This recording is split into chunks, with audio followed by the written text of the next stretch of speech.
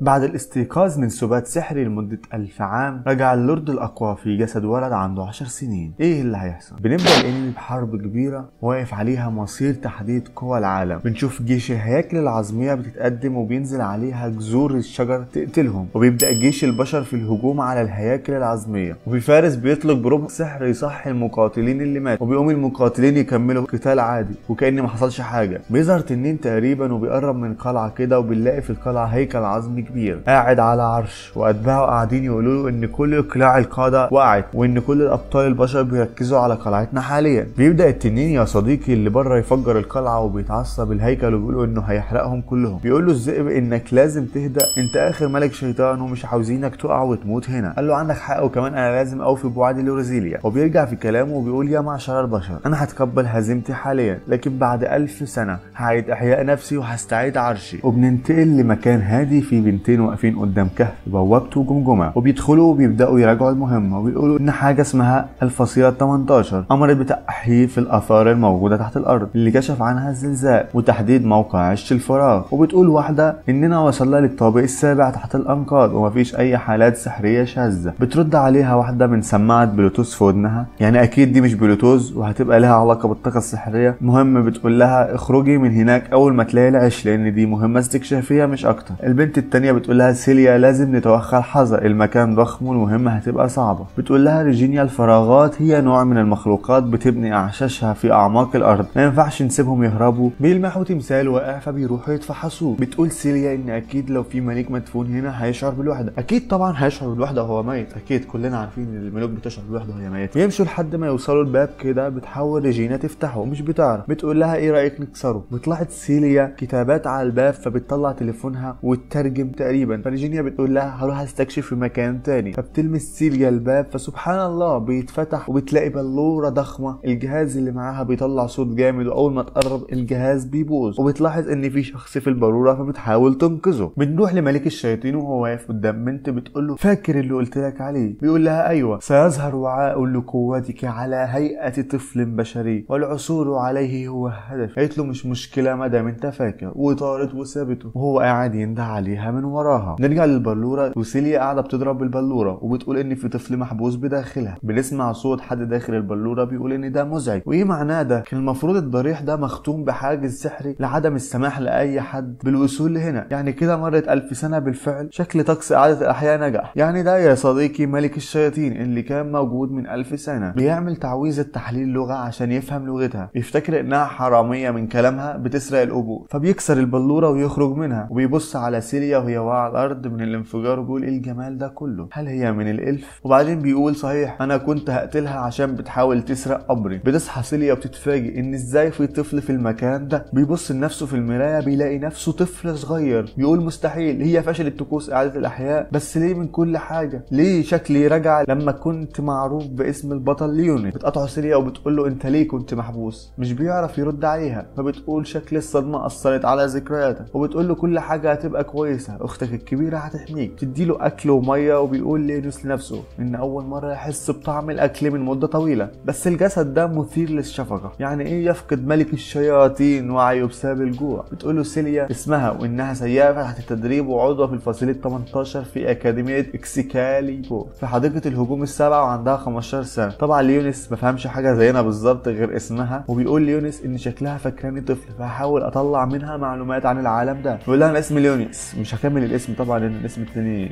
صعب. بيقول لنفسه ان ملك الشياطين مش محتاج ينزل لمستوى منخفض وياخد اسم مستعار. فسينيا بتفكر في الاسم فبيقول زي ما توقعت اسطورتي المخيفة تناقلت عبر الاجيال. بتقول له سيليا اسمه ظريف قوي وبتساله عندك كام سنة؟ بيقول لها 10 على ما اعتقد. ومتضايق في نفسه ان اسم ملك الشياطين ما وصلش ليهم وانها ما عرفتوش. بتقول له مستحيل كنت تقدر تيجي هنا لوحدك، اكيد اتخطفت واتحبست. هل ممكن يكون ده عن طريق الفراغ؟ بيقول لها ايه الفراغ ده؟ تقول له ما تعرفش الفراغ، شكل ذكرياتك مشهاشة فعلا. بنروح للجينيا وهي بتكتشف المكان. فجأة تتبع الفراغ بيعلى صوته وبنلاقي بلورة وراها بتكبر فبتفعل السيف المقدس بتاعها. نرجع لسيليا وهي بتشرح ليونيوس ايه هم الفراغ، وبتقول انهم ظهروا قبل 64 سنة ومش عارفين ايه اهدافهم او هم ايه، وان في نظرية بتقول انهم جم من عالم تاني، بس دي نظرية من نظريات كتيرة عشان كده بنسميهم الفراغات. لينيوس في نفسه بيقول انها شرحت بس انا حاسس انها ما شرحتش. بتكمل سيليا وبتقول انها جت لهنا عشان تحقق في الفراغات عشان بيبقوا كتير في الآثار القديمة. بيسألها لينوس احنا في أي عام من التقويم الميلادي للإله المقدس، وبيقول في سره إن لو مرت 1000 سنة فالمفروض تكون سنة 1447. بتقول له سيليا إننا في السنة 64 من التقويم البشري الموحد. بنسمع صوت انفجار وريجينيا بتقول لها في جهاز التواصل إن تم اكتشاف فراغ وأنا بشارك في القتال. بيدخل عليهم غول، بتقول سيليا إنه فراغ من نوع غول. بيقول لينيوس في نفسه فين الغول اللي فيه، مفيش أي شبه بينه وبين الغول. بتضرب سيليا عليه بسلاحها بس مش بيتأثر. لينيوس بيقول إن الضريح اللي تحت الأرض هو اللي موجود فيه رفاق ومش هسمح إنك تدنسه أكتر من كده، وبيحضر تعويذة لكنه بيقع بسبب لبسه. وفي لحظة بترجع ريجينيا وبتدمر الفراغ وبتقول لها مين الطفل ده. بتقول لها سيليا إنه في حمايتي حاليا وهنتكلم بعدين. بيقوم الفراغ تاني، بتغير ريجينيا من سلاحها تاني وبيتسأل لينيوس ايه السلاح المقدس ده، بس الضوء اللي خارج منه ده مش قوة سحرية. بتضرب ريجينيا الفراغ وتطلب من سيليا تخرج من الكهف وهي هتتكفل بالباقي. بتاخد سيليا لينيوس وبيجروا. بيظهر فراغ تاني وبتقول سيليا انه من التصنيف ويفرن. طبعا لينيوس كالعادة بيقول انه عنده اجنحة بس ده مختلف عن الويفرن. بتطلب منه سيليا يهرب. بيفكر لينيوس انه يقتله وان مش مشكلة لو شافت قوته لان مفيش خيار تاني. وبيجهز تعويذة وبيقولوا انه هيخلوا الفراغ ده يندم انه دخل ضريح ملك الشياطين. بتبوظ سيليا عليه التعويذة وبتدفعه بعيد عن هجوم الفراغ وبتاخد هي الضربة. بتوقع سيليا وهي بتحتضر وبتقول له اهرب برضه. بتقول له ممكن تجتمع مع ريجينا وتطلع السطح وانا اسفه اني ما قدرتش احميك. وبتموت سيليا. بيقول لينيوس انت كنت فاكره اني مش هعرف اصد هجوم ضعيف زي ده. بيفتكر لينيوس لما كان بطل وواقع على الارض وداخل في جسمه كذا رمح وفي بنت بتقول له الابطال مملين خليك ملك يا لينيوس. بيتجمع كذا فراغ حوالين لينيوس وبيهجموا عليه ومش بيقدروا يلمسوه لان في حاجز سحر لينيوس مفعله. وبيقولوا انا سبتها عشان هفوا مني للحصول على المعلومات. انا اعترف شجاعة البنت دي عجبتني شويه. وبيبدا يهجم على الفراغات وبيخلص عليهم بمنتهى السهوله. وبيقول ان جسمه ده قوته السحريه هي التلت من قوتي قبل كده. وبيروح لسيليا وبيقول انا ملك الشياطين ما عنديش اي اهميه بحياه البشر لكن هشيل بالروح النبيله وانت ضحيتي بحياتك لانقاذ حياتي. وعلى الرغم ان حمايه ملك الشياطين مش امر حكيم بيستعمل عليها السحر بس طبعا هو ما عندوش خبره غير في سحر عالم الاموات. بيقول انها لما تعرف الحقيقه هتغضب مني او ربما تصاب بالياس. بيلتئم جرح سيليا وبتكون في اللحظه دي ريجينيا خلصت على الفراغ اللي قدامها وبتحاول تتواصل مع سيليا بس طبعا مش بتجاوب. وبيقول لينيوس ان انا عارف ان ده جهاز سحري للتواصل عن بعد بس ما عنديش اي فكره عن طريقه استخدامه. ومين كان فاكر ان البشر كانوا قادرين يطوروا تكنولوجيا سحريه معقده زي دي. بتفوق سيليا وبتحضن لينيوس وبتقول انت كويس وبعدين بتصدم انها عايشه. فبيقول لها لينيوس اصابتك ما كانتش بليغه بس استعملت سحر مقدس لعلاج تعويذه شفاء. بتساله السحر اللي هو سؤال يعني سحر. بيقول في نفسه مستحيل انها ما تكونش عارفه يعني ايه سحر عشان كده هم مش بيقدروا يستعملوا السحر فبيستعملوا التكنولوجيا السحريه بدل كده. تقول له سيليا هل ممكن يكون ده نوع من قوه السيف المقدس؟ رد لا هو ده بسؤال برضه. قالت له ايوه الاكاديميه سجلت حالات سيوف مقدسه عندها قوه علاجيه. بيقول في نفسه انا هسيرها. وبيسالها انه ما يعرفش كتير عن القوه دي وايه هو السيف المقدس ده. قالت له ان السيوف المقدسه هي القوه اللي ظهرت للبشريه لمحاربه الفراغ. اول مره ظهرت مع اول ظهور للفراغات. الاطفال اصحاب القوه ظهروا في كل مكان واغلبيه القوه دي اخذت شكل اسلحه فاطلق عليها الناس اسم السيوف المقدسه. قال لها زي الاخت اللي كانت معاكي. قالت له ايوه وانا لحد دلوقتي ما حصلتش على قدره سيف مقدس. بيقول عشان كده كانت بتستعمل اداه سحريه للقتال. بترجع ريجينا بتطمن على سيليا وبتقول لها انت قاتلتي فراغ. في اللحظه دي سيليا بتسال لينيوس عن الفراغ اللي كان موجود. قال لها انه مشى لوحده وانا كنت خايف. قالت ايوه الفراغات بتتصرف بطرق مش مفهومه فعلا. بيخرجوا من الكهف وبتعرفوا ريجينيا على نفسها وبيتوجهوا للاكاديميه. وبكده تكون خلصت اول حلقه من الانمي. لو حابين اني الخص الانمي كامل او انزل تحليل لكل حلقه قولوا لي في الكومنتات وسلام.